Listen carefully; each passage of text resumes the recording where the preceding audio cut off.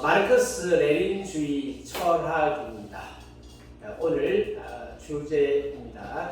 한마디로 말하면 공산주의 철학을 오늘 다루게 될 것입니다. 자, 지난번에 읽었던 성경 말씀 같이 또 읽어보겠습니다. 시작. 누가 철학과 헛된 속임수로 너희를 사로잡을까 주의하라. 이것은 사람의 전통과 세상의 초등을 따르며 그리스도를 따름이 아니니라.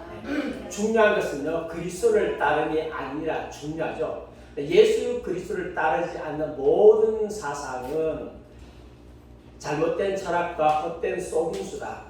거기에 사로잡혀서는 안 된다라고 주님께서 말씀하십니다.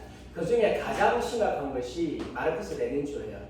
다시 말하면 공산주의예요. 제가 그동안에 이제 12강까지 했는데 가장 사람들이 궁금한 것이 공산주의에 대해서 아주 궁금하게 여기고 실제로 그 영향을 받았잖아요.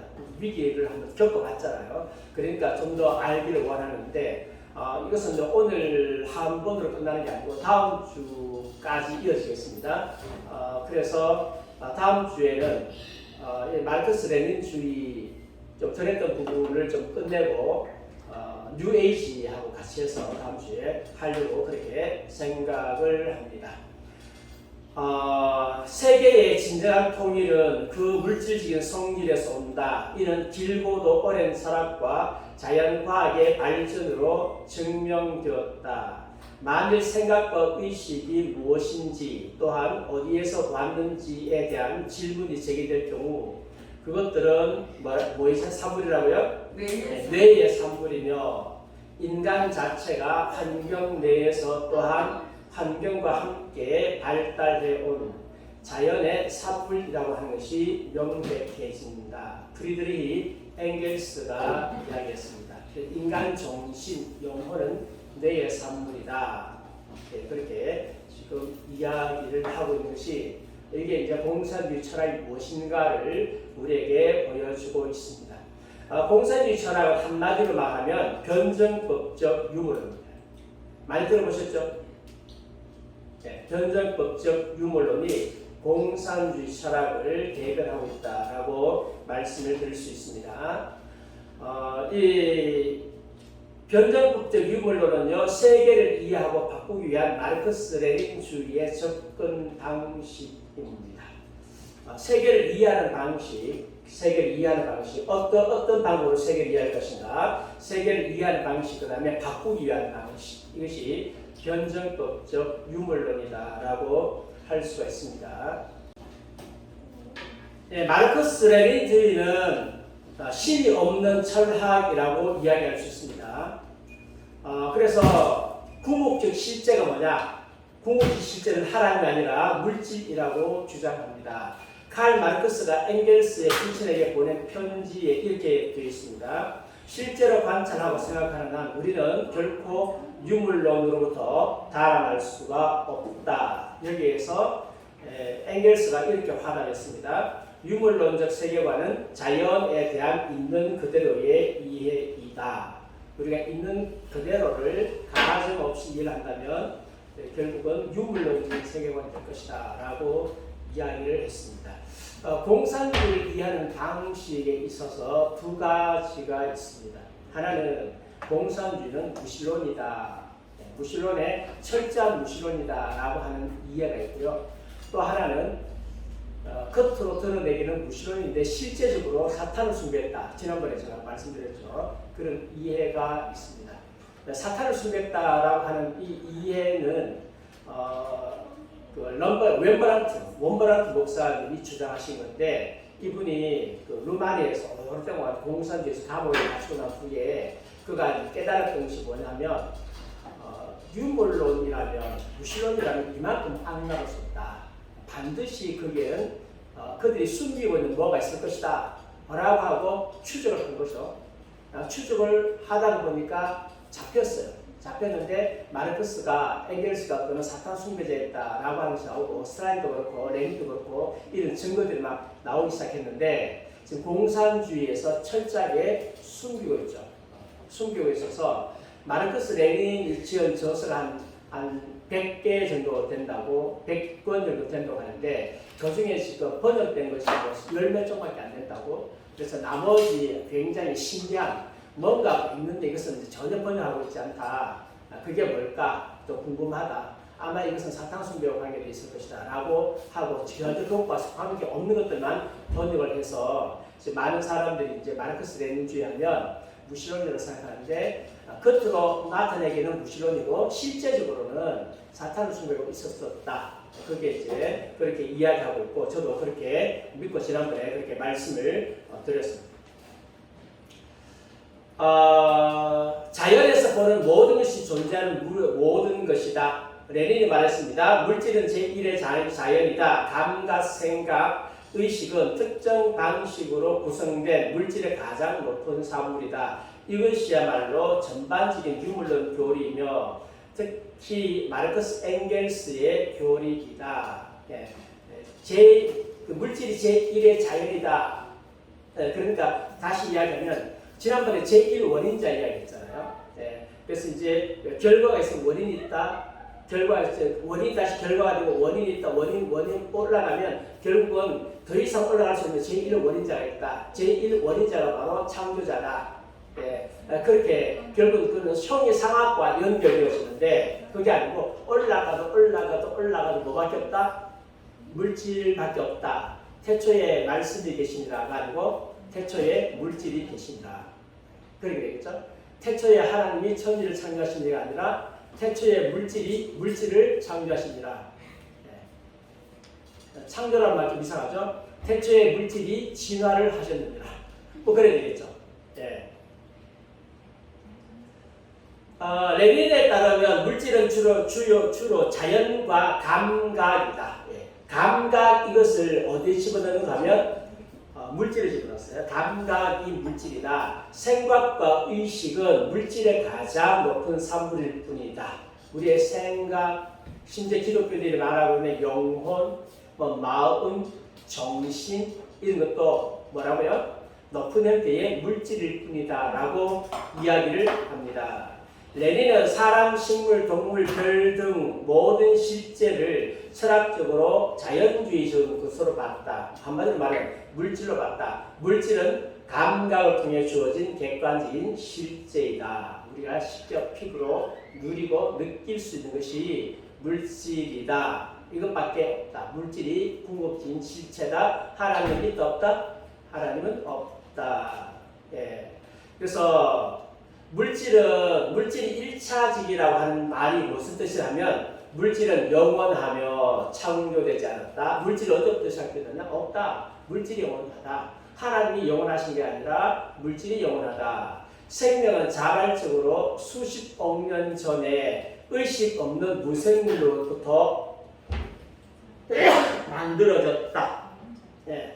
물질에서 생명이 나왔다는 거죠. 물질에서 생명이 나왔다. 그러니까 생명 안에는 영혼이 있을 수가 없는 것이고 물질의 고등한 발전이 결국은 영혼이 될 것이다. 그것이 생명이 될 것이다. 그렇게 말을 하고 있습니다. 그로부터 마음과 의식, 생각이 결과적으로 진화했다. 물질로부터 진화했다. 그래서 사람은 진화를 많이 한 거고 동물들은 진화를 적게 한 것이고 그 차이가 있다. 진화를 많이 하느냐 적게 하느냐. 그래서 물고기가 나중에 100만 년, 200만 년 뒤에 사람이 될 가능성이 있다 없다? 있다. 원숭이가 사람이 될 가능성은 굉장히 높다. 특별히 긴팔 원숭이가 가장 가깝다고 그러죠. 유기견도 있습니다. 비슷한 굉장히 할 가능성이 있다. 그렇게 열심히 떠들었는데 정말 유전자가 너무 발달해버렸네. 유전자가 너무 발달해가지고 유전자 구조를 보니까 아예 유전자 구조가 같다 다르다? 아예 다르다. 아예 다르다라고 하는 것은 물고기가 원숭이 될 가능성은 전혀 없다. 원숭이가 사람이 될 가능성도 전혀 없다.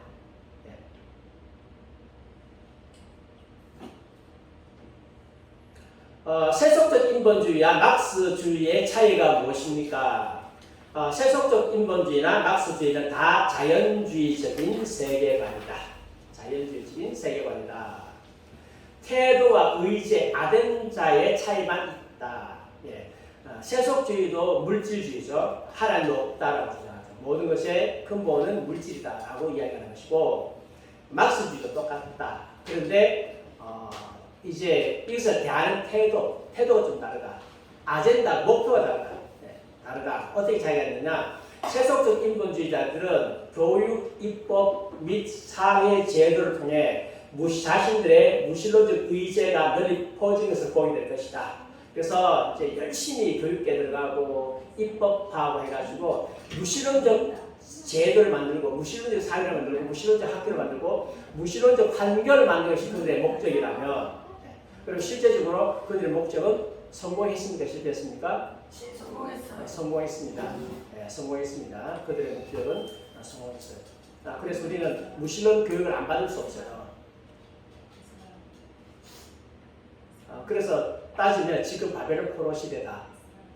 다니엘이 성경 교육만 받고 살고 싶은데 또 바벨론이라는 환경 자체가 그렇게 허락해 주지 않는다. 가서 갈대아 학문을 배울 수밖에 없는, 그것을 배워야만 하는 그런 바벨론 환경이라면 지금 우리도 똑같은 환경입니다. 내 자녀, 기독교인 자녀 낳았다고 해가지고 학교교육 안 시킬 수 없다. 학교교육 시켜야 되죠. 그래서 어릴 때에 홈스쿨 하겠다고 하지만 나중에 되면 갈등을 느끼는 거예요. 왜냐하면 홈스쿨 해가지고 서울에 있는 학교 가는 것은 하늘의 별 따기거든요. 거의 못 간다고 보는 게 맞아요. 아무리 홈스쿨 잘하더라도. 그러니까 이제 고등학교 때 되면 머리가 좋더라도 고등학교 때쯤 되면 이제 고민하는 거예요. 계속 홈스쿨을 할 것이냐 아니면 일반 학교를 보낼 것이냐. 그래서 이제 한 중학교 때까지만 하다가 고등학교 때는 일반 학교 보내는 그런 경우가 많거든요.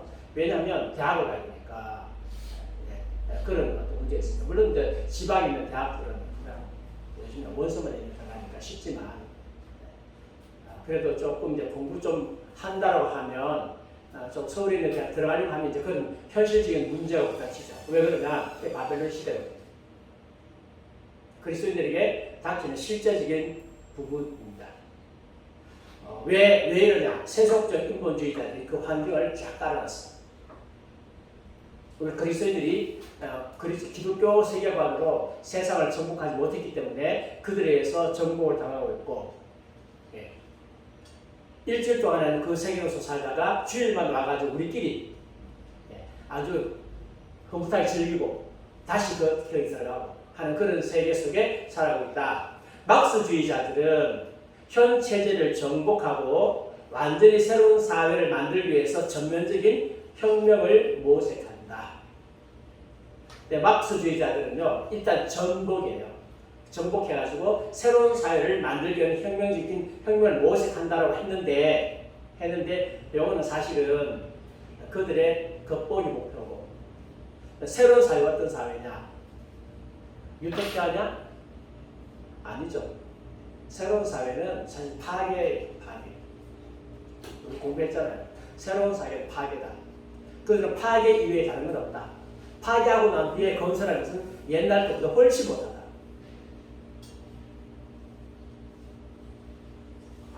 그들이 믿는 것이 있습니다. 인식론으로 좀 들어가겠습니다. 인식론. 진리는 궁극적으로 지식에 거의 오류가 없는 원천인 과학을 통해서 발견된다.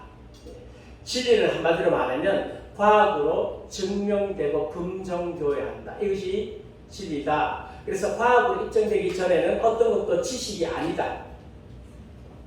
과학으로 검증되어야 된다. 인본주의자들은 이성과 과학이잖아요. 공산주의자들 똑같아요. 과학으로 증명되어져야 한다. 그렇게 이야기하고 있습니다. 결코 초자연적인 계시는 진리를 산출하지 못한다. 그래서 초자연적인 계시는 없다. 초자연적인 계시를 받았다고 하는 기독교나 다른 종교는 다 거짓이다. 이것이 그들의 결론이다라고 할 수 있습니다. 과학은 지식에 대한 나르크스의 이론에서 아주 필수적인 역할을 하고 있습니다. 유물론의 가장 근본적인 성향들은 과학의 객관성으로부터 기인하며, 또한 과학이 반영하는 객관적 실제에 대한 인식으로부터 기인한다. 말이 좀 어렵긴 하지만 한마디로 말하면 과학이 진리를 결정한다. 그리고 유물론이 바로 그거다. 유물론은 과학으로부터 기인한다. 모든 지식의 확실한 근원은 뭐라고요? 과학이다. 과학만 확실하다. 이 부분에 있어서는 세속적 인본주의와 같습니다. 그러니까 동일하다. 세속적 인본주의라도 과학이다라고 이야기를 합니다. 근데 그들은 이제 이성과 과학이라고 하는데 공산주의자들은 이성이라는 말을 좀 잘 안 설명해요. 물질을 너무 강조하다 보니까. 감각은 우리에게 사물에 대한 정확한 인상을 제공한다. 우리는 물질 그 자체를 직접적으로 안다. 물질은 감각으로 인해 인간에게 주어진 객관적인 실체인데 이 실제는 우리의 감각에 의해 모방되고 재생되며 반영될 수 있다. 물질을 감각을 통해서 우리가 알게 된다라고 이야기하고 있습니다. 그것만이 진짜 확실한 것이다. 그래서 모든 종교적 주장에 대한 진리에 대한 주장을 부인하고 있습니다. 모든 초자연적인 것들은 객관적 물질적 실체가 결여되어 있기 때문에 그것을 인지하거나 그것에 대한 지식을 얻을 수 있는 수단이 없다. 초자연에 대한 믿음이 진실한 믿음인지 결코 알 수 없는데 그것을 과학이거나 경험적 방식으로는 시험할 수 없기 때문이다. 이렇게 이제 유물론적으로 철저하게 배우고 나면 이 사람이 하나님을 인정하기가 쉽겠습니까? 어렵겠습니까? 어렵죠. 아주 어렵습니다. 그 황장엽 씨가 우리나라에 망명했잖아요. 그 황장엽 씨하고 따라온 사람이 김덕봉 씨예요. 덕봉 씨인데 황장엽이 우리나라 온 이유가 있어요. 제가 직접 그의 강의를 직접 들었어요. 황장엽은 주체사상을 만든 사람이에요. 그런데 자기가 주체사상을 만들었는데 그 주체사상을 김일성이 악용한 거죠. 자기가 만든 주체사상을 악용해가지고 자기가 생각한 주체는 사람이었는데 김일성이 주체를 만들어가지고 우상숭배 도구를 했거든요. 남한을 뭐라고 하고 싶었어요? 자기의 주체사상이 남한 전체를 지배할 수 있도록 주체사상을 전파하고 싶어요. 마치 김정일을 해가지고 핍박받고 그래서 낭비할 수밖에 없는 상황 속에서 남한에 와서 그는 주체사상을 열심히 부렸어요. 보수주의자들이 조선일보를 보수주의자들이 막 이 사람이 망명했다고 막 열광했는데 그가 강의할 때마다 그는 주체사상이었어요. 그에게 있어서 하나님은 받아들이기 너무 힘든 존재였어요. 왜? 물질이 그에게 가장 중요했기 때문에 너무 받아들이기 힘든 존재였습니다.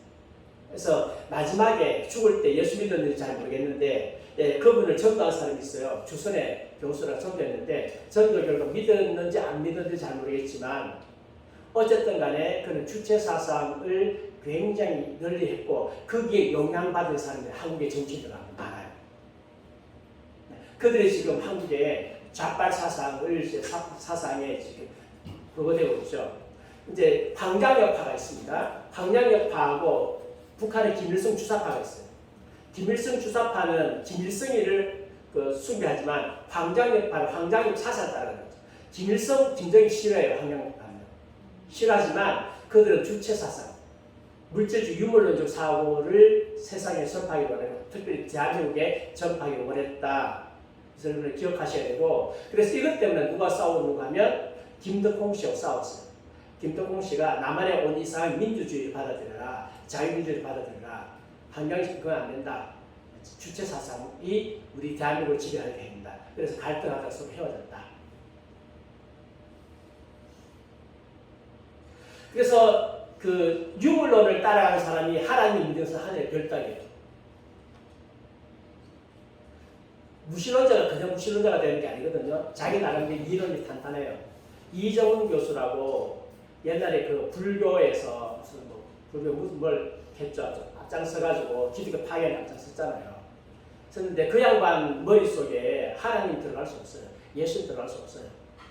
근데 그래서 사실 이 양반이 옛날에 예수 믿기 전에 나쁜 짓 많이 했어요. 그중에 대표적으로 나쁜 짓이 뭔가 하면 옛날에 그 고속도로 타고 가다 보면 그 고려언단 고려은단 하면서 이렇게 간판 있잖아요. 간판 크게 하면서 그 위에다가 Jesus loves you 써놨어요. 예수님 당신을 사랑하신다. 그런데 이거 못 쓰게 만들었어요. 지금 없어요. 지금은 하나님 좀 이야기할 만한 것들이 이 간판 없어. 왜냐하면 전부 다 종자일이 다 걸어가지고 그렇게 만들어놨거든요. 나쁜 짓 많이 한 거지. 근데 어느 날 어느 목사님 설교를 듣다가 갑자기 막 전율이 됐어요. 그래서 그 자리에서 무릎을 꿇고 예수님 영접했거든요. 무신론자가 하나님을 영접하는 방식이다. 그렇게 사상적으로 강하게 무장을 했는데 어느 날 하나님께서 둘이가 펴버리는 거죠. 그러니까 머리는 무신론인데 이게 몸이 말을 안 들어. 그래가지고 무신론자고 공산주의자들이 하나님을 믿는 경우가 굉장히 많은 거예요. 네.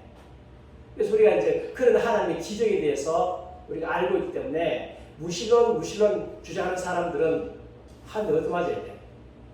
하나님 그렇게 강력하게 역사하실 수 있다. 바울 보세요. 예수님이 그 마음속에 들어갈 구멍이 없었어. 왜? 바리새인들로부터 철저하게 율법 훈련 받았으니까 그 마음속에 예수님 들어갈 길이 없는 거죠. 구멍이 없어. 근데 하나님께서 예수님께서 다메섹으로 나타나셔가지고 그 기적 보여주시고 사울아 네가 왜 나를 핍박하느냐. 눈이 멀고 그러면서 예수님 영입한 거죠. 그것은 머리가 아니라 그냥 예수님께서 바로 그러니까 마음으로 그 영혼을 갖다 두개 펴버리는 거죠. 그러니까 깨어진 거예요. 사상은 무장된 사람들은 그렇게 깨질 수밖에 없어요. 이어령 씨가 옛날에 나쁜 일 많이 했어요. 기독교 비판 많이 했다. 철저한 무신론자잖아요. 근데 이어령 씨가 깨진 거예요. 왜 깨졌느냐? 자기 딸 때문에. 자기 딸이 어느 날 시력을 잃어버렸어요. 그래서 만약에 하나님 살아계시다면 내 딸 눈 뜨게 하는 거죠. 무신론자 이어령 씨가. 근데 진짜 눈을 떠버렸어요. 그 하나님의 압도적인 능력 앞에서 예수님 영접하지 않을 수 없었고, 그래서 그분은 세례받고, 그리고 예수 믿다가 돌아가셨어요.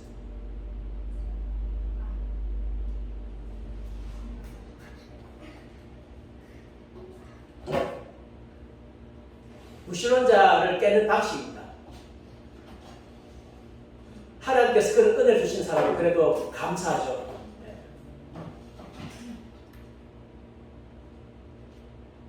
하나님의 천자인지 은혜가 와야 무신론자가 사고의 틀을 깨고 예수 믿을 수 있어요. 그들은 나름대로 개똥처라고 뭉쳐있다. 나름대로.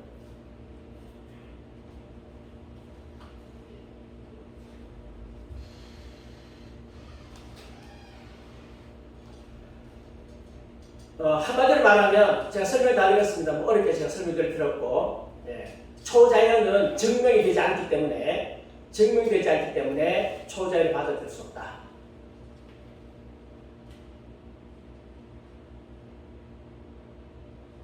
근데 예수님 믿어주고 하나님 믿어지는 걸 어떻게 해요? 이게 신기하잖아요. 믿어져.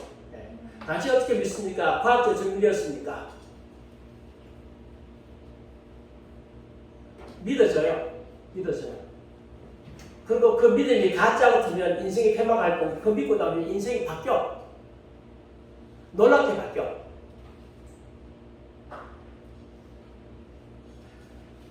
변증법적 유물론이 그들의 철학이라고 했습니다. 대표적인 철학인데 좀 살펴보려고 합니다.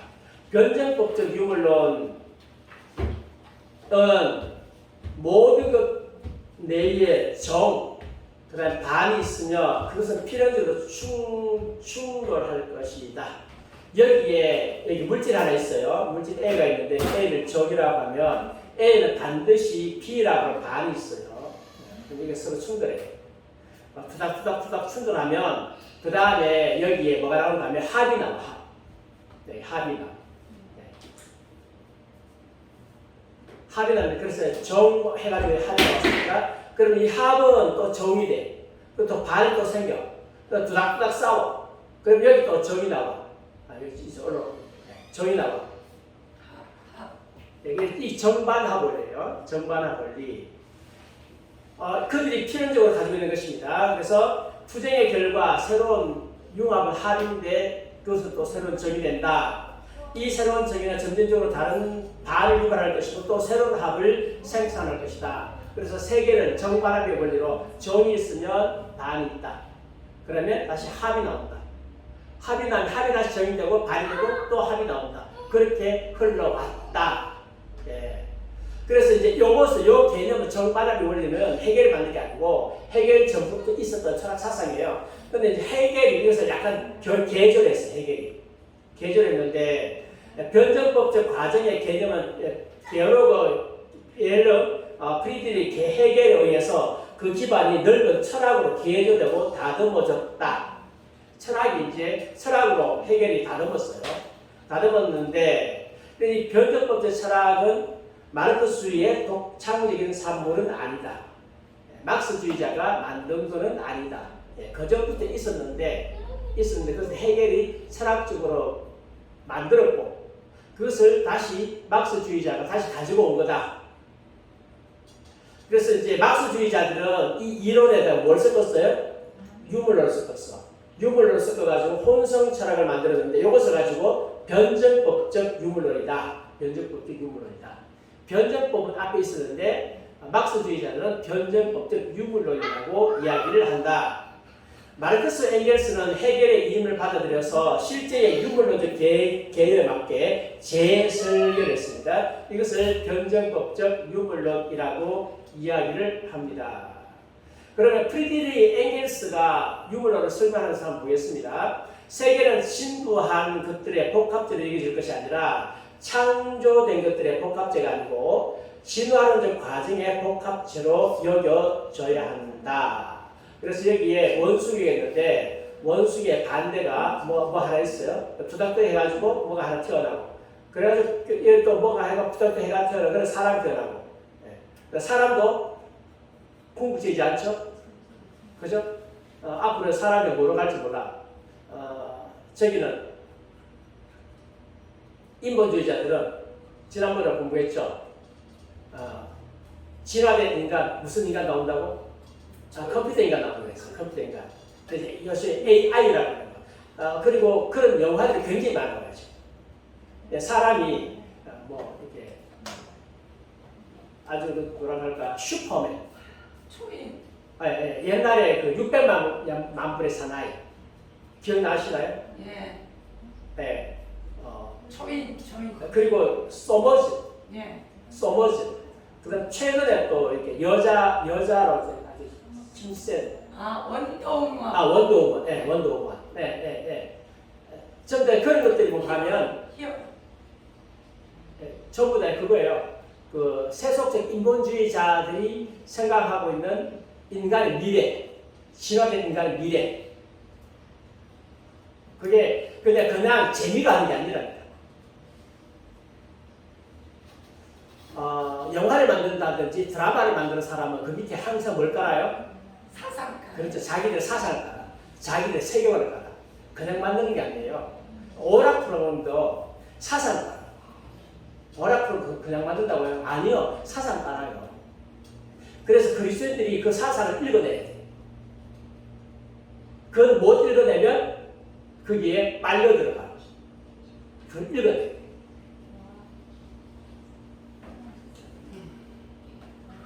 삶을 서로 대적하는 세력들이 충돌해서 일어나는 진전하는 과정이다. 그래서 이제 점점 더 좋은 걸로 바뀌어진다. 그렇게 말합니다. 변정법적 과정에서 적은 언제나 반을 수반해야 하며 이 갈등은 언제나 종합적인 합을 하여야 하며 이 합은 새로운 정이 된다. 이거는 이제 엥겔스가 해겔의 변정법을 설명을 하는 거예요. 이렇게 새로운 정은 언제나 이전의 정보다 더 고등한 것인데 새로운 정은 더 고등한 것인데 변정법적 발전 과정을 나선 모양의 상향 운동으로 인식하는 것이다. 그래서 제가 아까 그림 잘못 해석했는데 여기서 이렇게 반이 생겼죠? 그럼 여기 합이 이제 맞네. 여기 정이 있죠? 여기 합이 생겼어. 그럼 다시 반이 있습니다. 이 엥겔스 반. 여기 다시 뭐가 생겼다고요? 합이 있어. 그럼 여기 다시 반이 있습니다. 여기 가면 합의 이렇게 올라가는 거예요. 이렇게.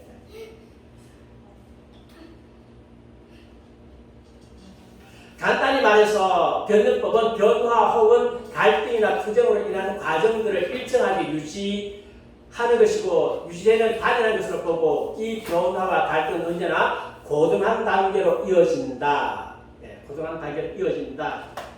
그렇게 이야기합니다. 역사 속에서 나타나겠죠. 그래서 이제 봉건사회가 뭐로 바뀐다고요?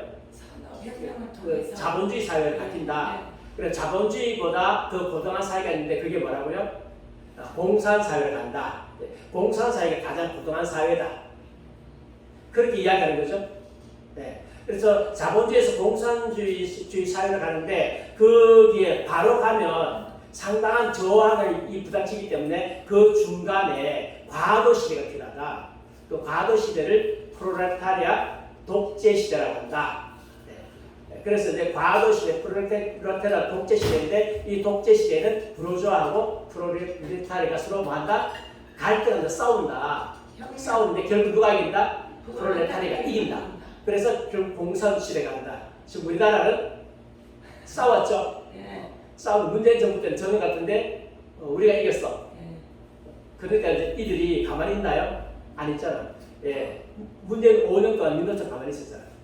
지금 막 떠들고 파업하고 난다잖아요. 그 왜 파업하겠어요? 왜 하겠습니까? 왜 파업하겠어요? 임금 적어가지고? 그럼요. 지금 그들의 목표가 있어요. 지금 여론이 30%라. 우리가 지금 기억해야 될 것이 있는데 마음에 좀 안 들죠. 선거 부정 이야기 잘 안 하고 마음에 안 들지만 그렇다고 해서 여론조사가 왔을 때에 나 지지하지 않는다라고 하면 안 돼요. 저들은 지지율을 20% 떨어뜨려 놓고 그러면 박근혜 대통령 탄핵시키듯이 탄핵시켜요. 옛날에 박근혜 대통령이 왜 힘을 줬는지 아세요? 공권력 다 쥐고 있었는데 네, 공권력 다 쥐고 있었는데 왜 힘을 못 쓰느냐? 사실 그때 모이는 그 숫자가 촛불 숫자가 태극기 숫자보다 적었어요. 우리 태극기 8월 10일로 올라가고 했잖아요. 그 숫자보다 그때 모인 숫자가 적었어. 그리고 그때에 촛불만 모였나요? 우리는 안 갔나요? 갔잖아요. 우리도. 맞불 집회 했잖아요.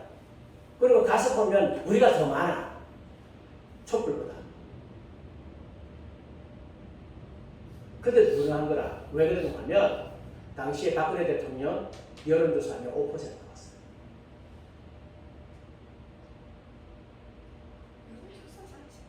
하면 힘을 줬어. 5% 여론조사 하면 경찰들 말 들어요? 안 들어요. 그때 무슨 얘기 했는가 하면 경험 좀 봐라. 태극기부터 가면 맨날 하는 말이 경험 좀 봐라. 경험 좀 해야죠. 경험 좀 못해요. 왜 못하냐? 군인들이 말하면 돼요.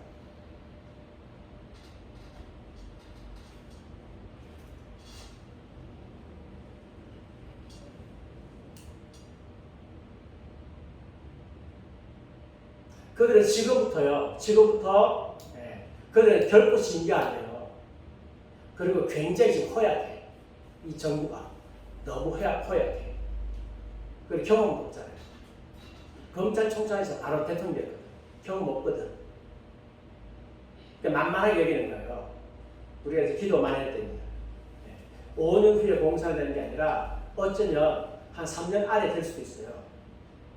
지금 이 상태를 극복하지 못하면 그들은 분명한 목표를 가지고 있습니다.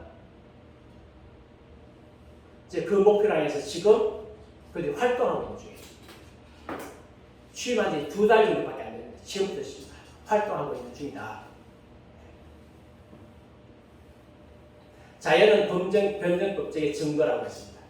자, 진화론은 유기물과 무기물 모두를 위한 보편적인 법칙이다. 그래서 그들은 뭘 주장하느냐? 진화론을 주장합니다.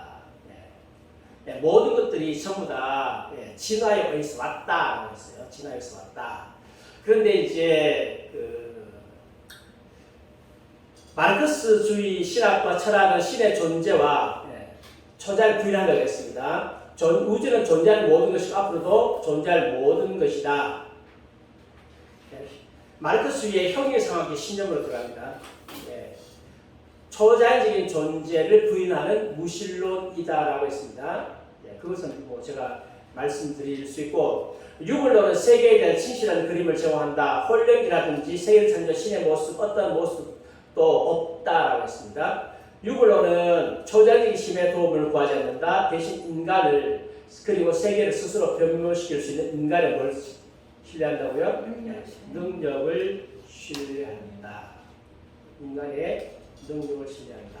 자기 주먹 믿으라. 이것이 유물론자입니다. 그래서 하나님께서는 종종 이 인간의 능력을 너무 믿으면 그 능력을 무너뜨리십니다.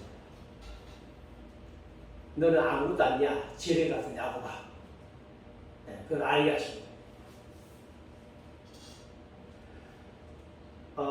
그들이 말하는 물질이 뭐냐 하면 변증법적 물질입니다. 이해가 되시나요? 예, 마르크스주의자들에게 최종적인 실체와 최종적인 원인은 항상 영혼이 하고 있는 변증법적 물질이다. 예, 무슨 이야기인가 하면 이 성경책이 요 상태로 정리되는 게 아니거든요. 여기에 발전해, 진화해. 그래서 이거 한 100년쯤 지나면 이 성경책이 다른 걸로 바뀌어. 더 고등한 걸로 바뀌겠죠. 예, 그래서 여러분 여기 지금 가죽이 안 입혀져 있어. 이 책이요. 가죽이 안 입혀져 있는데 이 책을 한 100년쯤 지나가면 이 고등한 물질을 바뀌어가지고 이것이 가죽으로 바뀔 수 있어요. 이 그들이 말하고 있는 변증법적 물질이다. 네, 물질이다. 그러면 사람은 왜 늙어? 아니, 더 고등한 것에서 바뀌면 늙으면 안 되잖아요. 사람이 나이가 먹어가면 눈이 더 초미해져야 되고, 더 이뻐져야 되고, 주름은 없어져야 되고, 기능은 더욱더 좋아져야 되는데, 사람이 나이가 먹어갈수록 전부 다 더 나빠져. 사람만 그런가요? 물것도 그래요. 다 똑같은데. 다 낡았어. 네, 나뭇잎이 왜 그러면 겨울 되면 나뭇잎이 왜 떨어져요?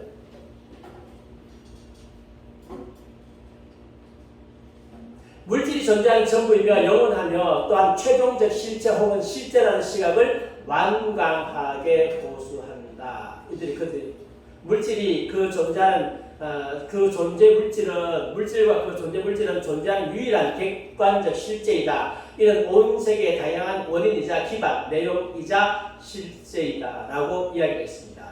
자, 이제는 정신과 유처분을 보겠습니다.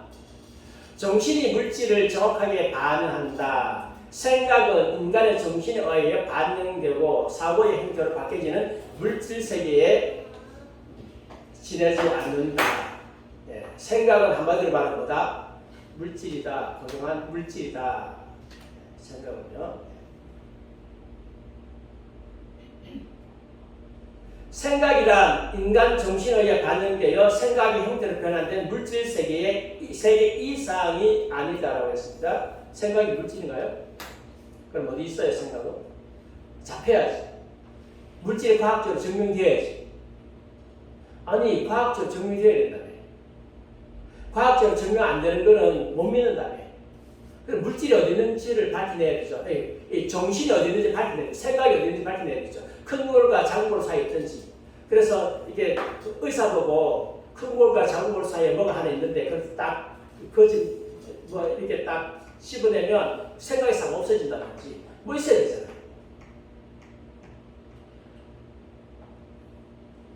근데 생각이 그는 다룬다 안 다룬다? 안 다룬다 모르겠다 이거지. 모르면 겸손해야지. 모르면 겸손하게 모르겠습니다 라고 해야지. 용감하게. 정신이 물질을 정확하게 반응한다고요?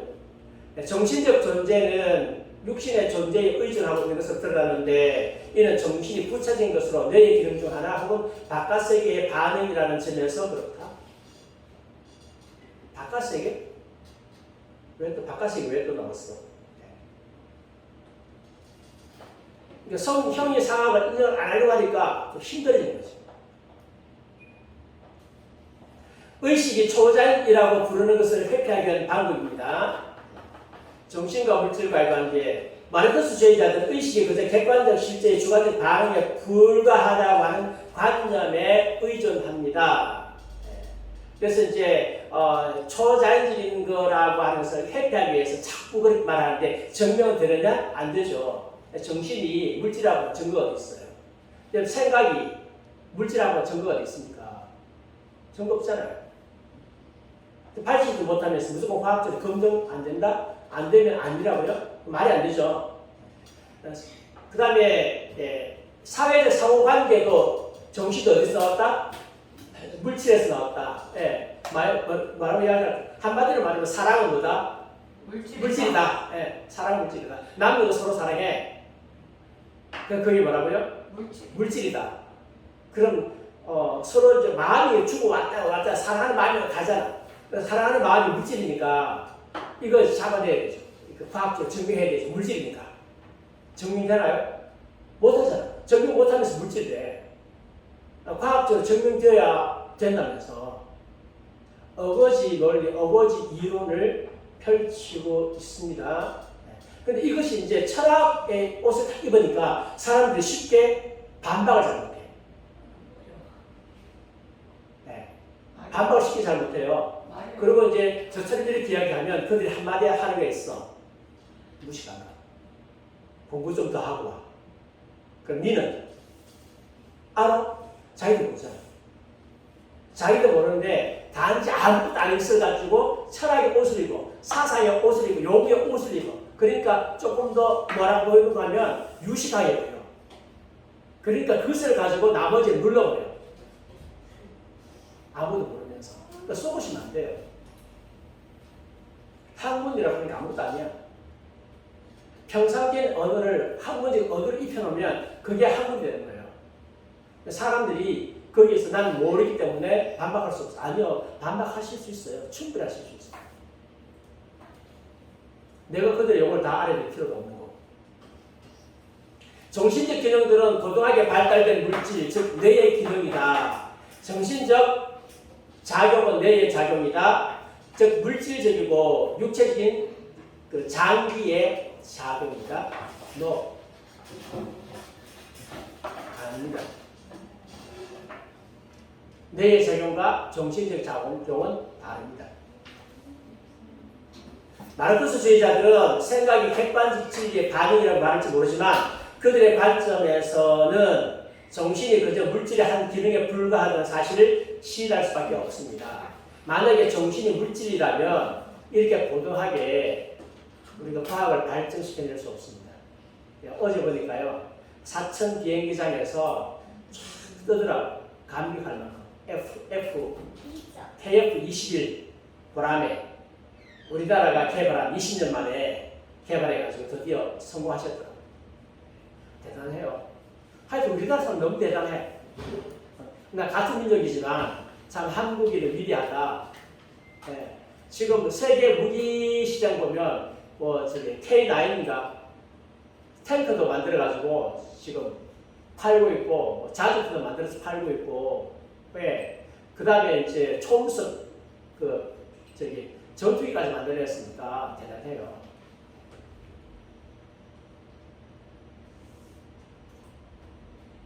핵무기를 왜 못 만들었냐? 사실 핵무기를 만들 수 있어요. 핵무기 만들 수 있는 기술이 있고 우리나라에서 마음을 먹으면 6개월 내에 빠르면 3개월 내에 만들 수 있대요. 그럼 뭐 핵실험 안 하면 안 해도 되느냐? 요즘 핵실험할 필요 없대요. 근데 시뮬레이션을 다 해버리네. 시뮬레이션. 다 만들 수 있는 기술도 있어요. 단지 누가 못 만들겠어? 미국이 못 만들겠어. 하여간 대단해요. 근데 그런 것을 보면서 물질이라고 말하면 안 되지. 물질이 그런 생각을 합니까? 아니요. 생각 못해요. 물질이라고 하면 안 되죠.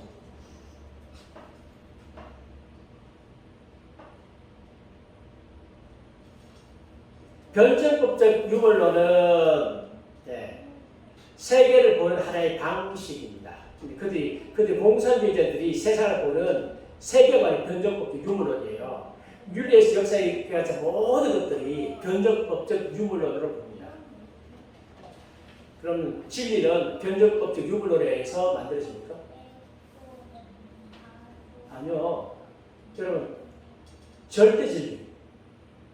절대 진리는 변증법적 유불론과 상관해서 정반합, 역사가도 그런 게 좀 있을 수 있어요. 전혀 없는 건 아니야. 근데 진리는 혼자 없고 해요, 진리는. 예. 2000년 전의 진리나 3000년의 진리나 4000년 전의 진리나 5000년 전의 진리나 지금도 똑같아. 안 바뀌었어요. 성경 말씀 정반합에 의해서 바뀌었나요? 안 바뀌었어요. 우리 그런 거 믿지 않는다니까. 영원해. 그럴듯한데 엉터리야. 그런 거 안 믿어요. 가끔 가다가 정반합하고 좀 비슷한 물질성이 비슷한 거 있어요. TV 보다가 TV에 봤는데 뭐가 나와가지고 있잖아요. 더 좋은 걸 만들려고 하는 거 있잖아요. 있을 수 있지만 진리는 그렇지 않아요. 세계관으로서의 마르크스주의 철학은 마르크스의 대의를 지지하는 누구에게나 이해가 되어져야 된다. 그래서 이제 공산주의자, 소위 말하는 공산주의자들은 뭘 이해해야 된다? 변증법적 유물론을 이해해야 된다. 이거 이해 못하면 공산주의자가 될 자격이 없다. 반드시 이해된다. 마르크스주의 철학을 공부하지 않고 의식적이고 확신에 찬 공산주의자가 될 수 없다. 레닌이 가르친다. 그래서 그들은 열심히 공부해요. 수백 권의 책을 운동권을 하면 수백 권의 책을 읽어가지고 완전히 사상적으로 무장해요. 네, 그리스도인들은요. 책 그만큼 읽었어요? 안 읽었잖아요. 그러니까 사상력이 깨진 거예요.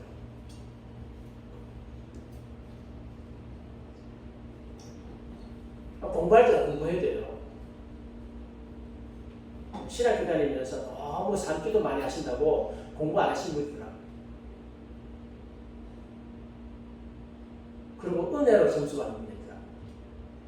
기도한다고 공부를 안 해가지고 은혜로 점수 받아서 졸업하신 분이 있어요. 근데 문제는 뭐냐면 성도들이 불쌍한 거죠.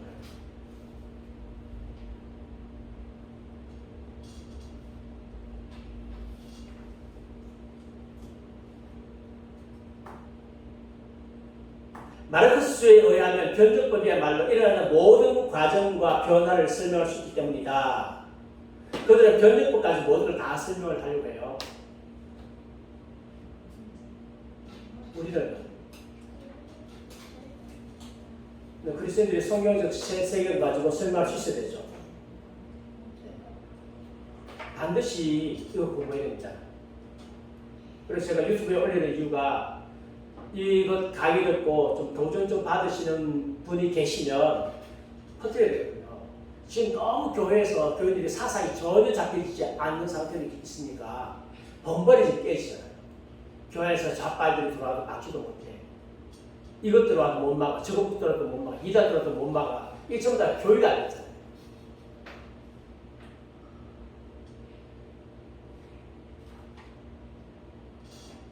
우리는 대신에 기도 많이 한다고. 기도하십시오. 기도하셔야 돼, 당연히. 우리 교회가 기도 적게 합니까?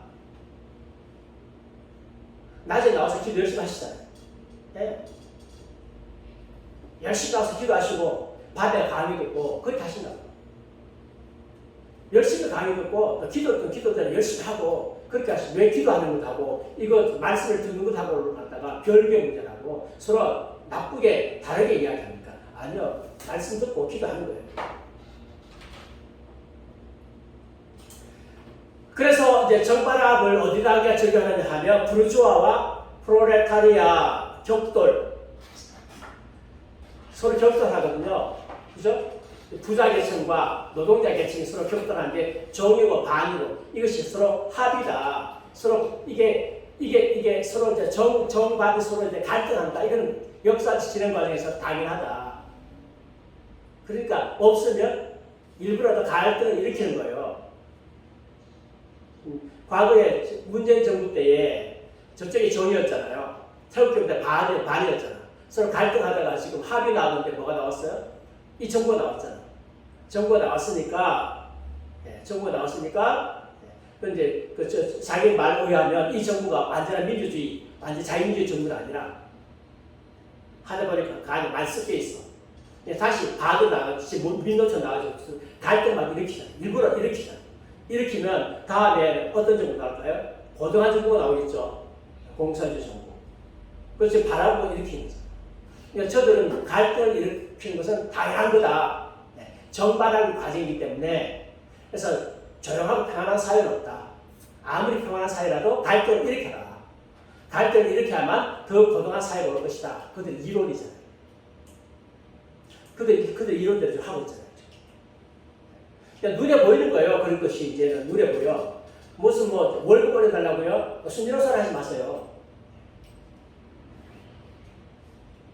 진화론자들은 동물들이 생존을 돕기 위해 어떤 육체적인 특성을 발전시켰다고 믿는 반면에 마르크스주의자는 변명법적 유물론의 철학이 프롤레타리아의 필요를 충족시키기 위해서 발달했다. 그렇게 말합니다. 그래서 이제 프롤레타리아 이렇게 서로 충돌해가지고 더 고등한 사회를 만들 것이다. 그래서 갈등은 너무나 당연합니다라고 생각합니다. 그래서 변정법적 유물론은 하나의 세계관이자 진화의 혁명 철학이다. 행동에 대한 부름은 그 구조 속에 내포되어 있다. 세계관은 진화와 혁명 철학이에요. 뭘 부른다고요? 행동으로 부름.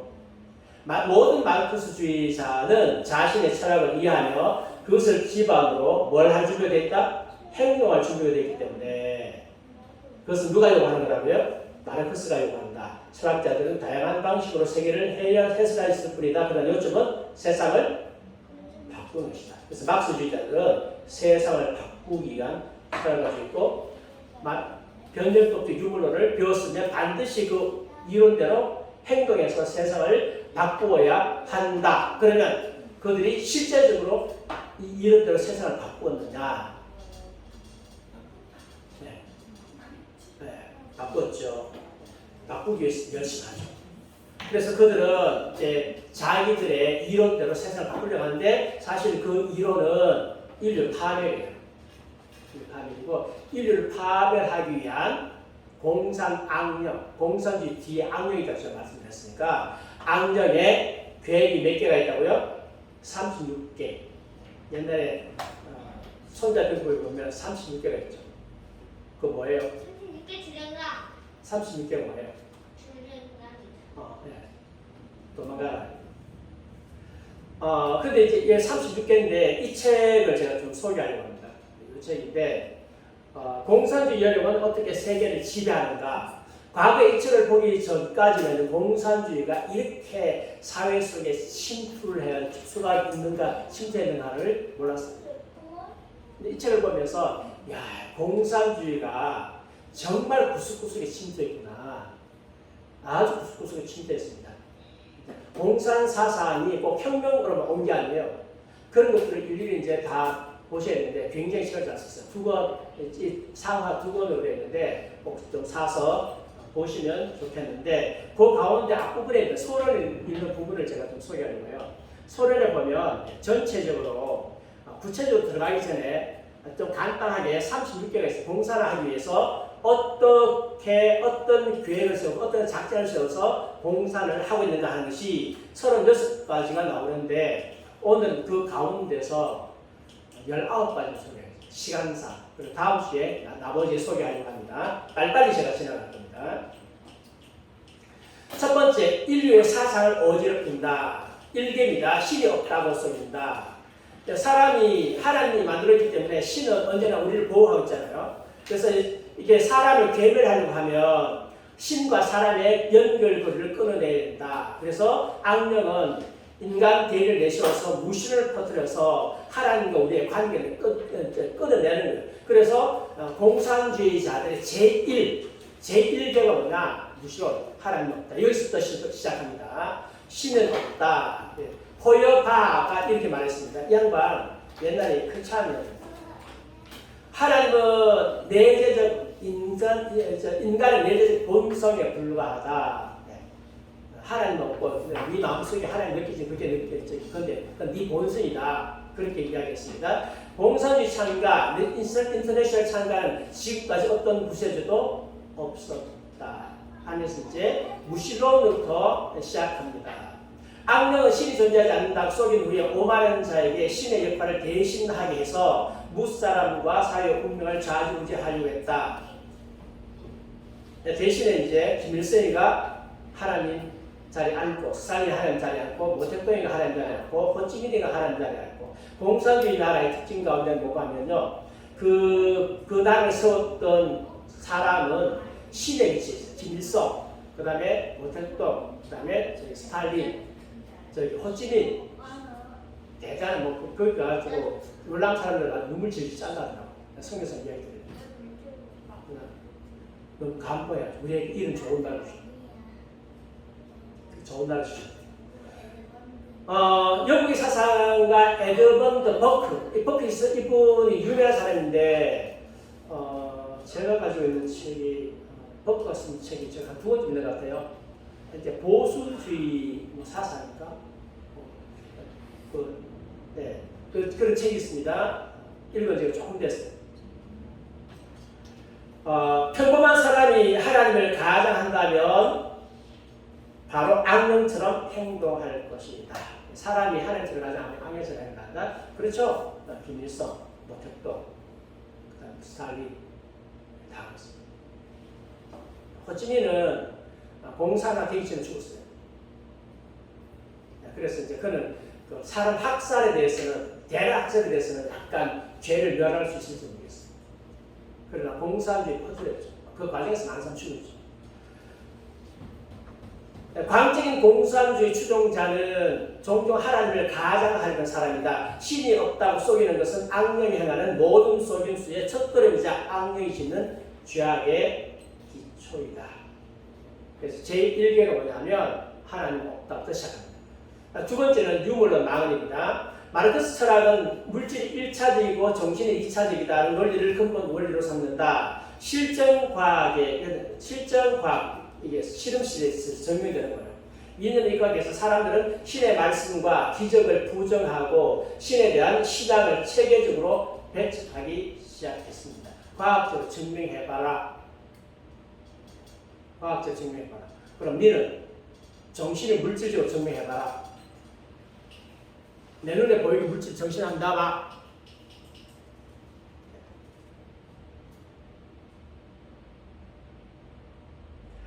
악령이 유물론을 퍼뜨린 것은 철학 탐구를 위해서가 아니라 유물론을 무기로 사람의 정신적 신앙을 무너뜨리기 위함이다. 철학적 탐구가 아닙니다. 정신적 신앙을 무너뜨리기 위해서 유물론을 주장합니다. 그래서 첫 번째 하나님 없다, 두 번째는 유물론을 가지고 이제 공격해 들어왔습니다. 그 다음에 세 번째입니다. 엉터리 진화론. 다윈의 진화론은 근거가 없는 가설입니다. 악령은 사람과 신의 관계를 끊어버리려고 신이 만든 사람을 진성으로 비하했고 더 나아가서 인간의 자존을 상실하게 하는 사악한 진화론을 퍼뜨렸습니다. 결국은 진화론을 퍼뜨린 핵심적인 사람들이 누구냐? 공산주의자.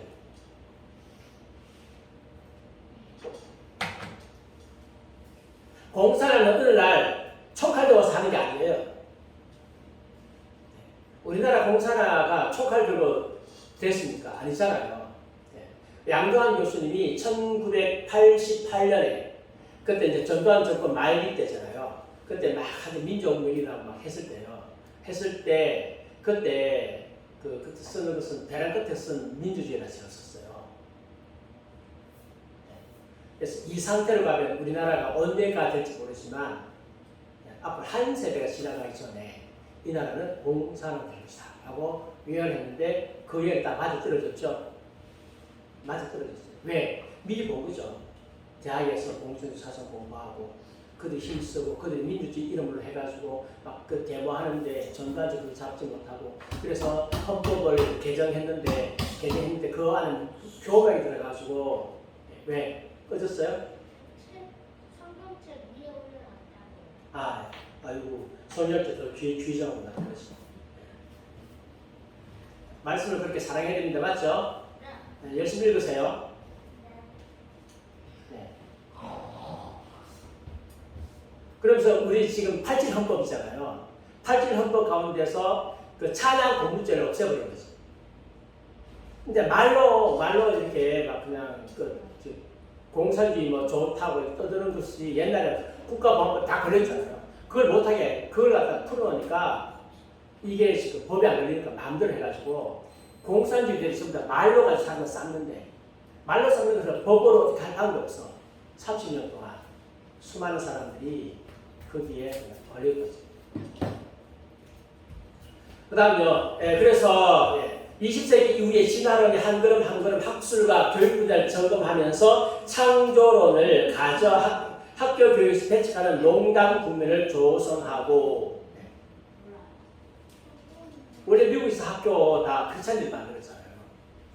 진화론들이 들어가가지고 창조론을 갖다가 배척하고 진화론만 가르치게 만들고 사회다원주의에서 사회다원주의를 출종해서 적자 생존과 그 다음에 자연선택이라는 사악한 학설을 퍼뜨렸다. 그래서 국가 간의 악성 경쟁이 격화되어서 국제사회가 정글로 변했다. 지금 국제사회가 공산주의 국가만 아니었으면 아주 좋을 거예요. 그런 거예요. 엉터리 진화론을 퍼뜨렸습니다. 네 번째는 과학에 대한 맹신. 과학만 믿어라. 과학만 믿어라. 이게 사실은 인본주의자가 했지만 인본주의자보다 누가 힘이 더 세요? 공산주의자 훨씬 힘이 세요.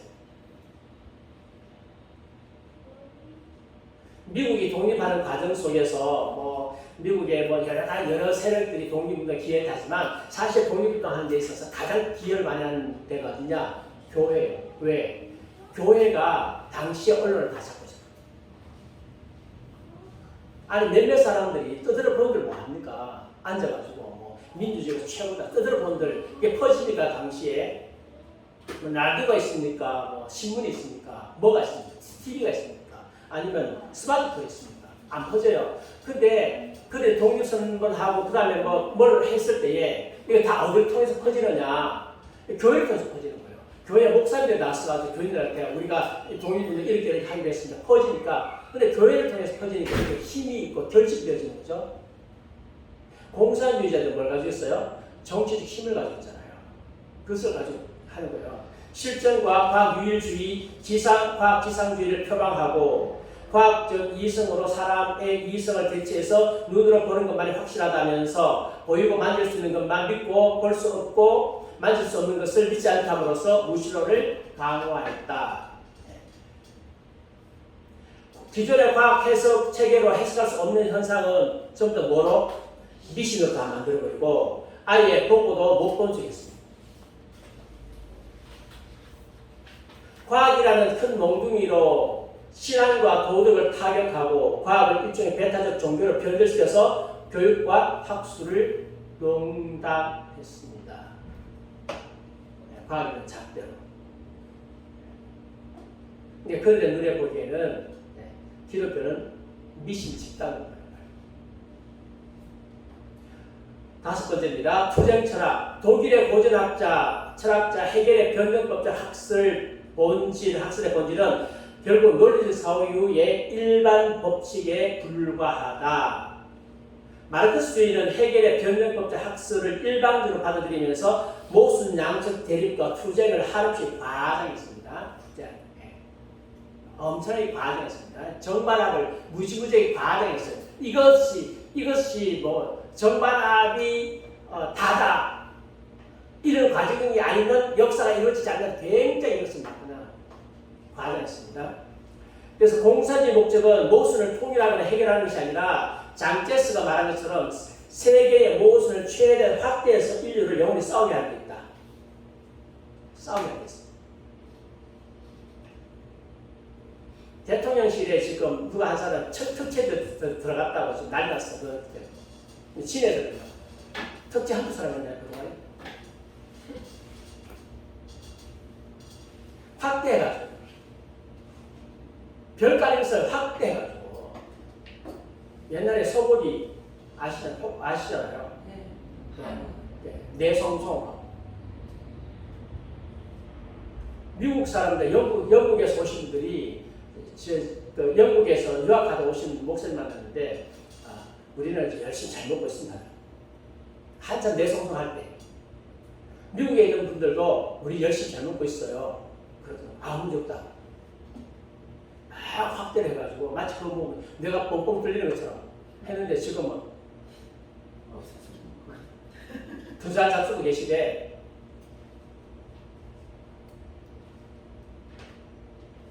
이를 실천하는 과정에서 공산당의 사악하는 사람들 속에서 정오를 불러일으키고 부추기고 모순을 조장하고 확대했으며 최후 혼란 중에 기회를 틈타 혁명이나 정변을 일으켜서 권력을 쟁취했습니다. 이런 패턴을 수없이 반복했습니다. 정권을 제치하려고 하면 혼란을 일으키는 거예요. 끈수 맺으면 혼란을 일으키는 거예요. 끈수 맺으면 소국을 가지고 끈수 일으키고 그 다음 옛날에 또 뭐예요? 정유라고 최순실 태블릿 PC 그거 최순실 거 아니잖아. 지금 다 밝혀졌잖아. 참 나쁜 놈들이에요 진짜. 근데 양심을 가진 게 없어.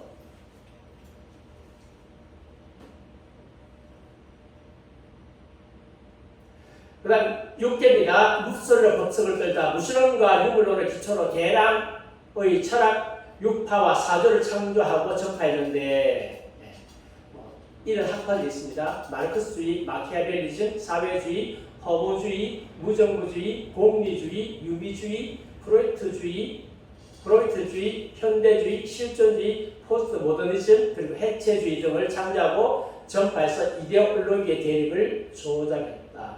앞으로도 계속 만들어낼 거예요. 이런 것들이 전부 다 공산주의의 아들들입니다. 무신론과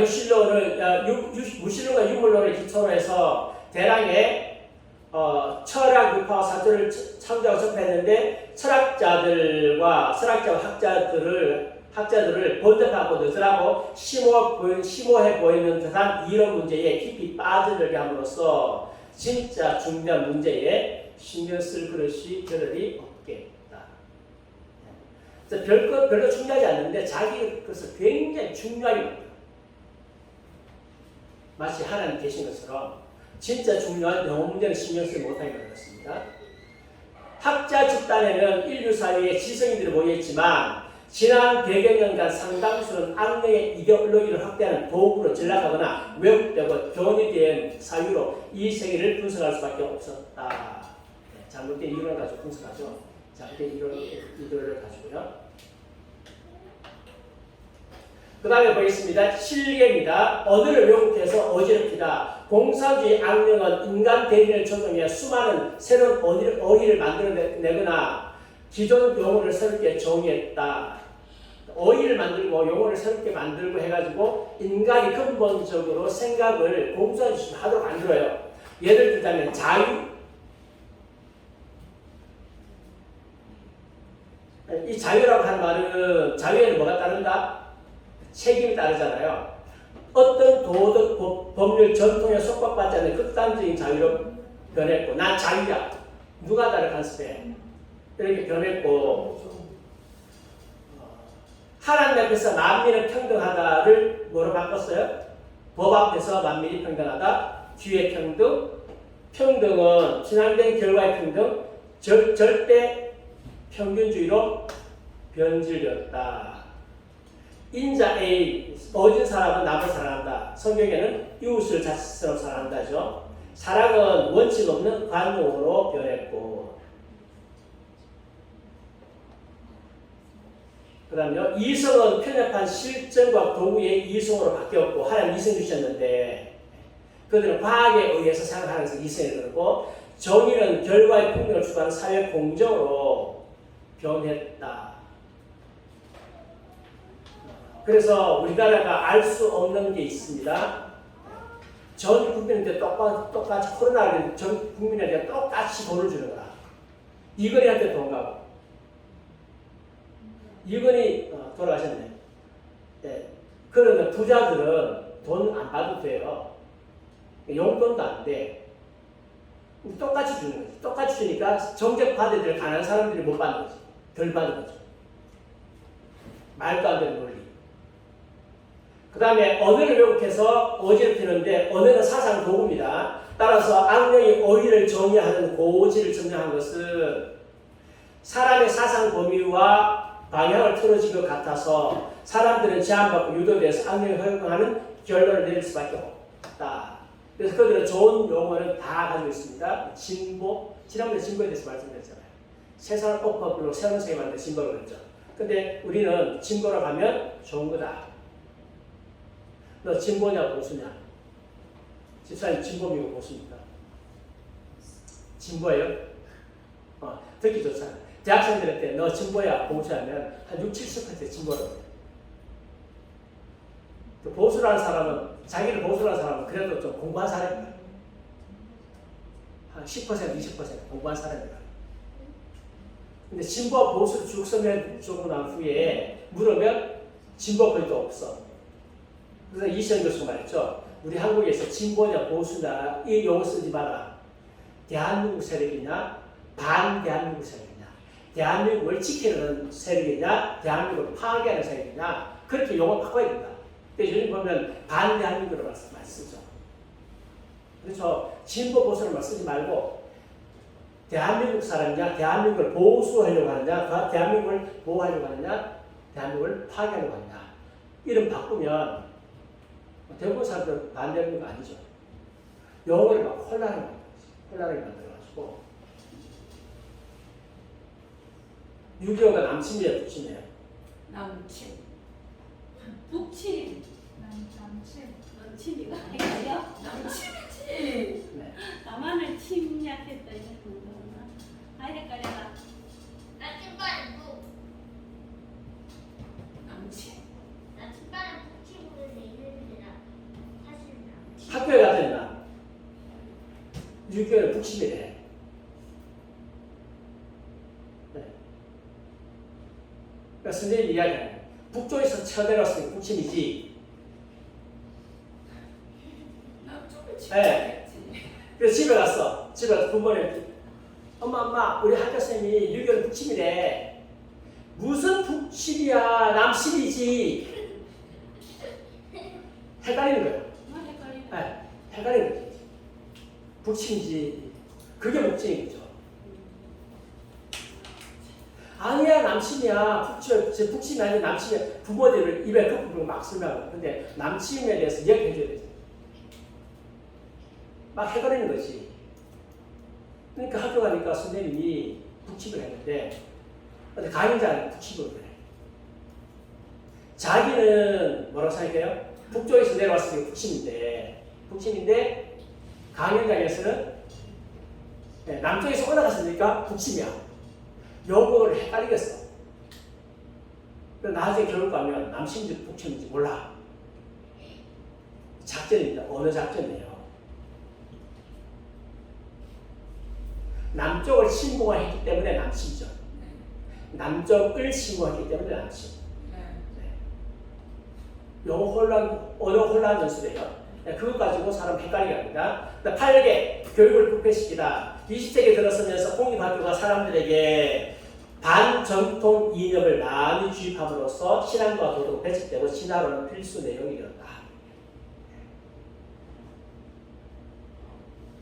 서서히 무신론, 유신론, 개국투절 학설이 각 학과 교과서에 집계했다. 악령이 교과서를 편찬을 통제하면서 전통문화와 위대한 경전 등 악령 사상에 부합하지 않는 내용은 삭제됩니다. 그래서 학교에서 성경책이 있는 내용 안 가르쳐? 안 가르쳐요? 지금 심각합니다. 학교 교과서가. 아주 교묘하게 제가 학교 교과서 보면 다 보이더라고요. 아주 교묘하게 심리학이 많이 들어가 있어요.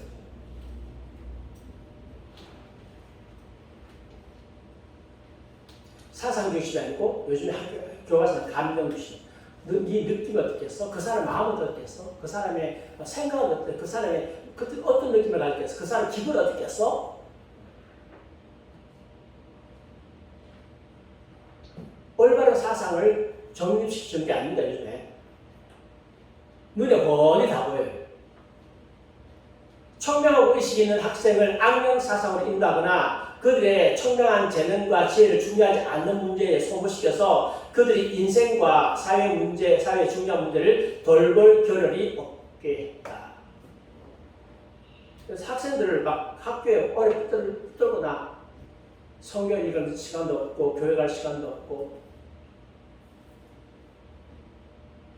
인생 문제에 대해 생각할 시간도 없고 젊은이들 불쌍한 거죠.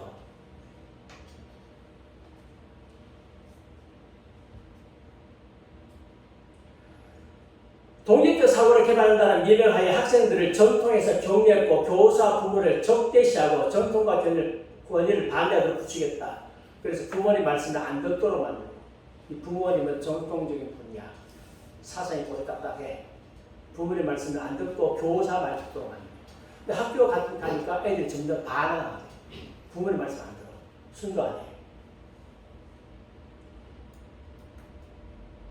점차 수업의 난이도를 낮추어서 학생들이 읽기, 쓰기, 수학 능력을 떨어뜨리고 정치적 을반이라는 이름으로 왜곡한 역사와 여러 가지 교리에 대한 관념을 가르쳐서 이성적인 판단력을 잃게 하고 학생들을 천박하고 자극적인 게임에 빠지게 함으로써 심도 깊은 사고력을 상실하겠다. 네. 아이들이 요즘 읽기, 쓰기 잘하는데 수학 능력이 떨어져요. 이 수학은 그 수학이 떨어지나 수학 능력이 떨어져. 학습하는 능력도 떨어지고 실제 수학 능력도 떨어지고 뭐 정치적 얼반 뭐 종교도 들어가지고 그런 이야기 해가지고 애들 사고만 혼란시켜놓고 판단 못하게 만들고 그리고 요즘에 학부형들이 스마트폰도 다 줘가지고 애들이 게임 얼마나 게임은 안 가르쳐도 우리 애도 보니까 이렇게 아빠 폰 몰래 가져와가지고요 여기 나가가지고 전화하면서 게임하고 있어. 아니.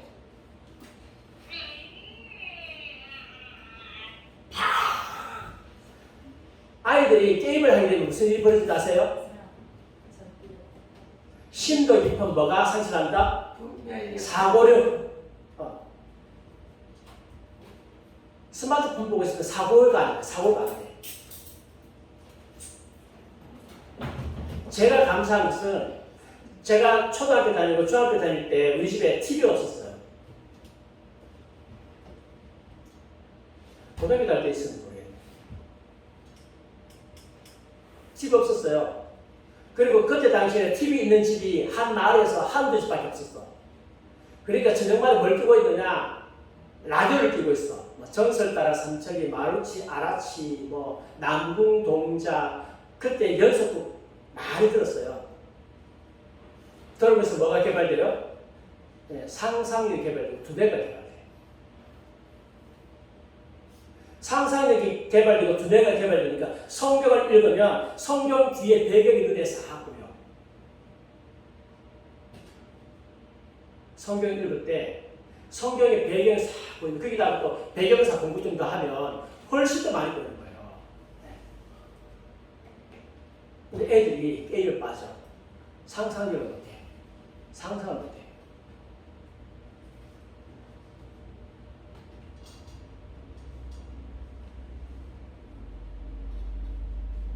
영어만 잘하려고 되는 게 아닙니다. 국어를 잘해야 돼. 국어는 어디서 오느냐? 열심히 게임하면 온다? 인터넷에서 잘 찾으면 온다? 아니요. 어디서 온다고요? 네, 책을 많이 봐요. 성경책 많이 읽고 책을 많이 봐요. 지금 엄마가 독서라 독서라 하면서 억지로 몇 장 보고 이거는 독서가 아니죠. 아예 책 주고 살아야 되지. 예전에 어떤 목사님, 어느 목사님 에스라 나이 때 애 데려왔어. 요만할 때 데려왔지. 옛날에 저기 있을 때. 내가 우리 집 딱 앉자마자 여기 책 있으니까 책 딱 들고 와가지고 읽기 시작하는 거예요. 초등학교 애인데 걔가 하루에 책을 몇 권 보느냐? 하루 전에 책을 100권 봐. 물론 이리 책은 아니에요. 물론 이리씩 100권 보는 게 아니지. 애들 보는 게 있잖아. 요런 책들 있잖아요. 그죠? 하루 저녁에 책을 100권씩 봅니다. 겨우 책 한두 권 읽고 난 후에 아우 내가 오늘 책 많이 봤다. 아니요. 100분 읽어서는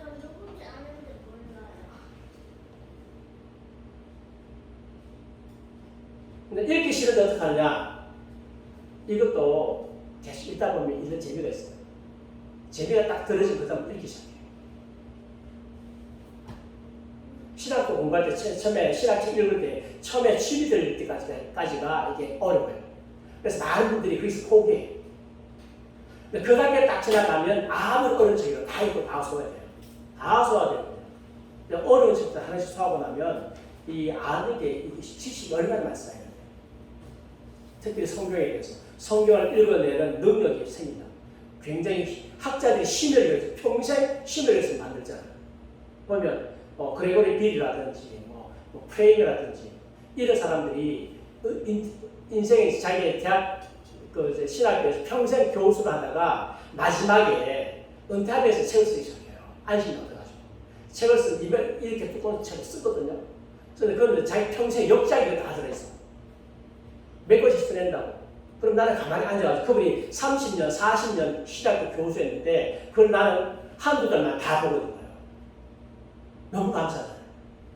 그것도 그 양반도만 보나? 남의 거 보잖아요. 다른 학자도 보잖아. 몇 번 이렇게 보고 나면 그 양반들 생각도 알게 되고 그 양반들이 성경을 어떻게 봤는지도 알게 되고 시각도 알게 되고 하니까 내가 얻을 수 있는 게 얼마나 많은데 독서의 세계는 그래요. 그런 독서의 세계에 들어가야 돼. 그거 억지로 되느냐? 억지가 안 됩니다. 억지로 안 돼요. 그거는 취미가 있어요. 그래서 즐거워요. 읽는 것 자체가 즐거워요. 즐겁게 되기까지는 시간이 좀 걸려요. 그 시간을 겪고 나면 되는 거예요. 내가 지금 우리 집에 두 녀석 들어가는 거예요, 지금.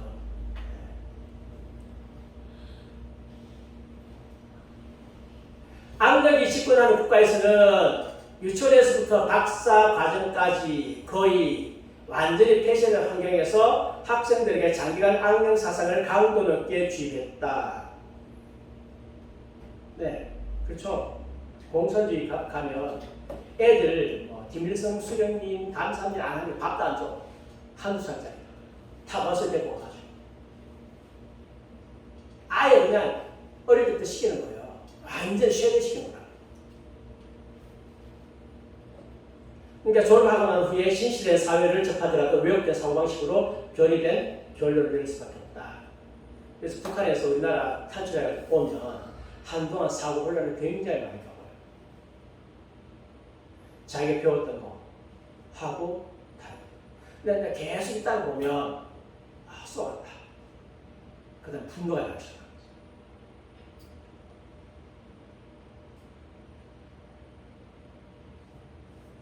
구계입니다. 네. 예수를 마성으로 변질시키다. 인류의 정통 예수는 신에게서 유래되었습니다. 신과 사람이 소통하는 중요한 방식이자 사람의 도덕적 수준을 유지하는 중요한 문화 형식이었습니다. 정통 예수는 진선미와 빛을 표현한다. 이게 정통 예수예요. 진선미를 표현한다. 참되고 선하고 아름다운 것을 표현한다. 빛을 표현한다. 이게 예수예요. 그래서 좋은 그림을 묵상하면요 얼마나 정서가 안 되는지 몰라. 여기 지금 그림 하나 보이시나요? 네. 여기에 렘브란트가 그린 탕자의 기약이라는 그림이에요. 설명이 되게 많아.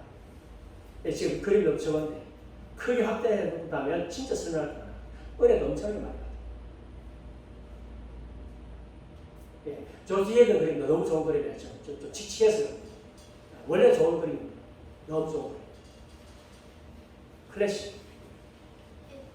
클래식 가면 한 번씩 하고 나면요 정서가 맑아져요. 너무 좋잖아요.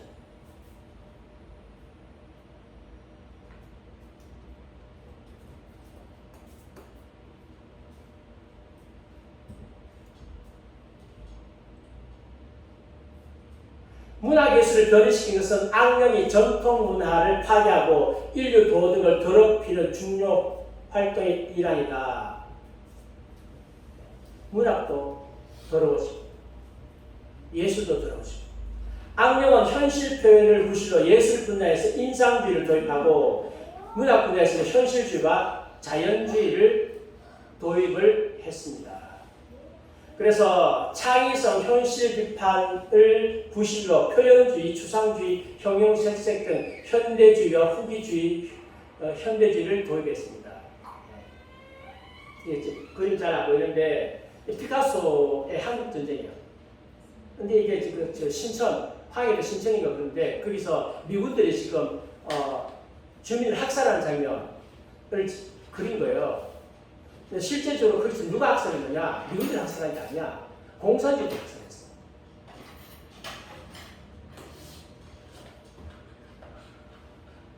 완전 거짓말이잖아요. 그러니까 피카소는 공산주의자예요. 숨은 것을 황당무계하다고 비웃고 순수하면서 시시하다고 그러고 저급한 것을 재미있다고 하고 파렴치한 것을 성공적으로 부추긴다. 이게 오늘날 예술계예요. 네, 예술계. 그래서 뭐 칸느 영화제에서 누가 뭘 받았다, 뭐 아카데미 영화제에서 누가 뭘 받았다, 저는 관심 없어요. 그 영화 본 일도 없고요. 보고 싶지도 않고.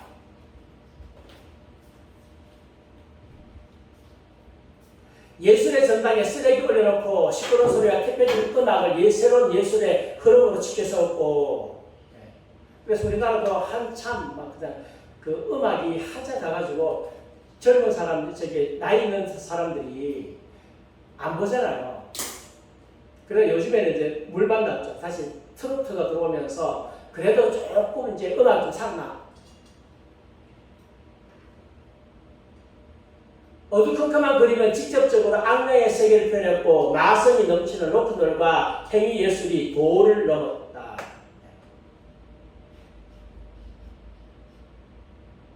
네, 로큰롤 음악의 주제는요, 뭐 마약, 섹스 이런 것들이 음악의 주제예요.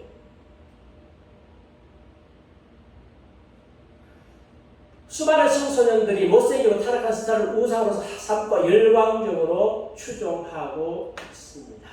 열광적으로. 네.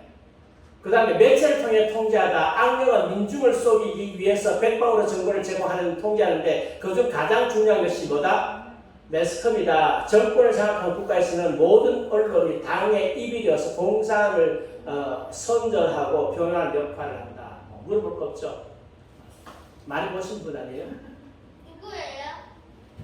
네가 북한 방송 안 봐서 그렇다.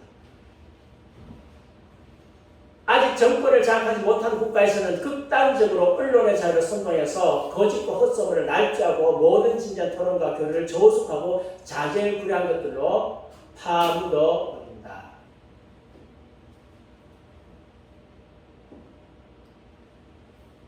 우리나라 아직까지 자유민주 못 찾았어요. 아직까지 뭐 멀었습니다. 이 정부가 잘해야 조금 찾아올 텐데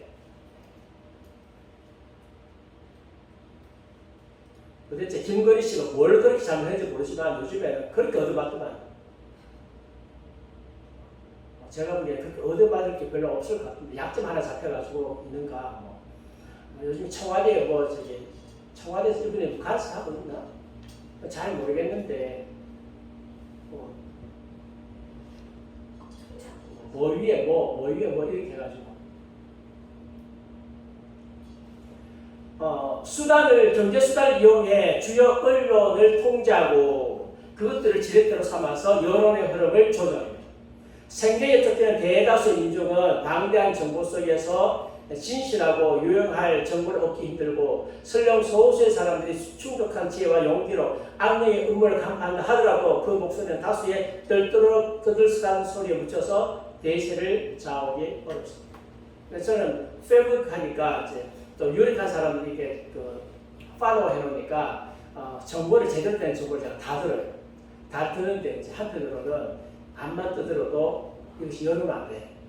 왜 안 되는가 하면 언론이 아직 장악되어 있잖아요. 여론이 안 되는 거예요.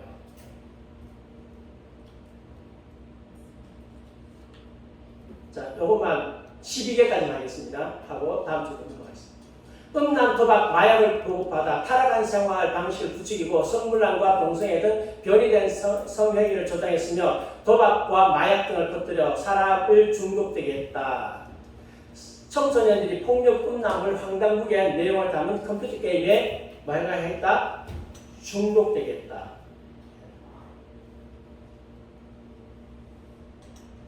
이게 공산주의자 작전이다. 폭력, 음란물, 황당무계한 내용, 컴퓨터 게임. 그래서 아이들의 정신상으로 완전히 썩게 만들려고 하는 그 작전이거든요. 지금 많이 들고 있잖아요. 옛날에 한 10여 년 전에 제가 전국 대한학교 수련회 갔어요. 수련회 가서 마지막 강의를 했는데 강의가 끝나고 나면 교사를 저한테 봐요. 그래서 그 다음에 또 초청받아가지고 각 권역별로 대한학교 교사들 모아서 권역별로 가서 이제 품성강의 했어요. 뭐 부산 그때 이쪽에 한 5개 정도 서울하고 뭐 충청도, 경상도, 부산, 저기 충청도 각 권역별로 가서 강의를 했는데 이제 전라도에서 대전에서 또 강의하고 했더니만 거기에 온 선생님이 자기 학교를 초대했어요. 그래서 저기 어디지 뭐 충남 서산인 거기에 학교에 초대했는데 거기는 그때 당시에 한 달 등록금 200만 원이었어요. 한 달. 그러니까 그 교장 선생님 하신 말씀이 여기는 대한민국의 상류층이 아니고 못 들어온다. 그런 엘리트도 풀어놓고 교육시키는 거예요. 주로 독서 교육을 많이 시키는데 하시는 말씀이 얘들이 밤 되면 그때 그런 스마트폰이 있었습니다. 스마트폰 많이 나오기 시작했을 때니까 밤 되면 옷장 소리 들어가가지고 옷장 소리 들어가서 음란 보고 어떻게 할 수가 없네. 할 수 있죠. 방법 있죠. 다른 학교 보니까 아예 빼뜨려 버리더라고. 아예 싹 소리가지고 아예 안 듣더라고. 주니까 그렇지. 아이들 정신상으로 다 쓰게 만드는 거예요. 그 배우에 누가 되냐? 공산주의자가 있어. 알아요. lesson 알았어요? 네. 세상에 공짜는 없어요. 아니 여러분 인터넷 보고 스마트폰 하는데 돈 받고 해요? 다 공짜로 하잖아요. 돈 내기를 하죠. 돈 내는 그거는 통신 회사 들어가는 것이 직접적으로 소프트웨어 정하는 사람들이 주는 거 아니잖아요. 대부분 다 공짜로 주는 거예요. 그냥 공짜로 준다고? 아니 공짜로 안 줘요. 세상 공짜가 어디 있어요. 자기들 미래 세상을 꿈꾸고 있는 거지. 미래의 국민들을 이렇게 만들어가지고 경제지 만들어가지고 자 꿈딱 꾸는 거죠. 여기까지 하겠습니다. 10일까지 하고 오늘 또 내일 또 갈 준비를 해보니까